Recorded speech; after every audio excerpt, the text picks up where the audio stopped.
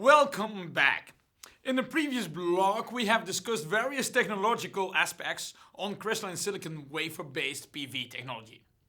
In this blog, I will give you important device architectures of highly efficient solar cells based on crystalline silicon wafers. The first learning objective is to understand what design principles have been used for the dominant and high efficient device architectures, like starting from back surface field, passivated emitter rear contact, the PERC, tunnel oxide passivated contact, the TOPCon, to heterojunction solar cells. Second learning objective is to understand the design principles behind various contacting architectures like the interdigitated back contact, the IBC, the bifacial concept, and the metal wrap-through. In this slide, all these solar cell architectures will be summarized. First, two concepts have been discussed in the previous video lectures, the back surface field and the passivated emitter rear contact, the PERC. Tunnel oxide passivated contact, TOPCon, is a concept in which a silicon oxide layer is introduced that passivates the junction interface, preventing one type of charge carriers to recombine at the interface and selectively tunnels the other type of charge carrier to the contact. In a heterojunction solar cell, the junctions are created by the introduction of a second type of semiconductor material with a different band gap in reference to the crystalline silicon.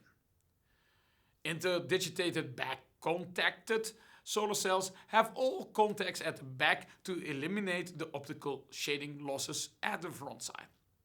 The bifacial solar cells have at the front and the back a metal contact grid such that light incident on the front and back can generate charge carriers in the PV active material.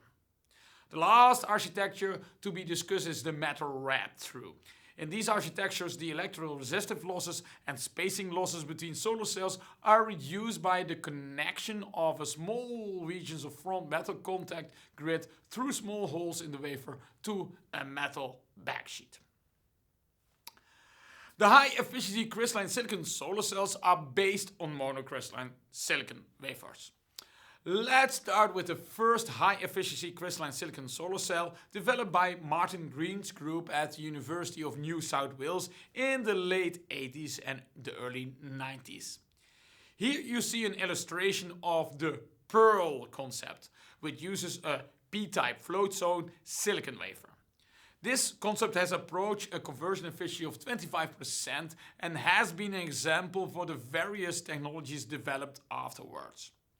Pearl is an abbreviation for passivated emitter rear locally diffused. The name indicates the two important concepts integrated into the solar cell. The optical losses of the Pearl solar cell at the front side are minimized using three important concepts. First, the top surface of the solar cell is textured using inverted pyramid structures. The microscopic texture allows a fraction of the refracted light to be incident on the front surface for a second time. This enhances the total amount of light coupled into the solar cell. Secondly, the inverted pyramid structures are covered by a double layer anti-reflection coating, which results in an extremely low top surface reflection. Often, a double layer coating of magnesium fluoride and zinc sulfide is used as an anti-reflection coating. Thirdly, the contact area at the front side has to be as small as possible to reduce the shading losses. In the Pearl concept, these very thin and fine metal fingers are processed using photolithography technology. The emitter layer is smartly designed. As discussed in the previous videos, the emitter should be highly doped underneath the contact, which in the Pearl concept is achieved by heavily phosphorus diffused regions. The rest of the emitter is moderately doped, or in other words, lightly diffused to preserve an excellent blue response. The emitter is passivated with a silicon oxide layer on top of the emitter to suppress the surface recombination velocity as much as possible. The surface recombination velocity has been suppressed to the level that the open circuit voltages with values of above 700 millivolt have been obtained using the Pearl concept. At the rear surface of the solar cell, point contacts have been used in combination with thermal oxide passivation layers.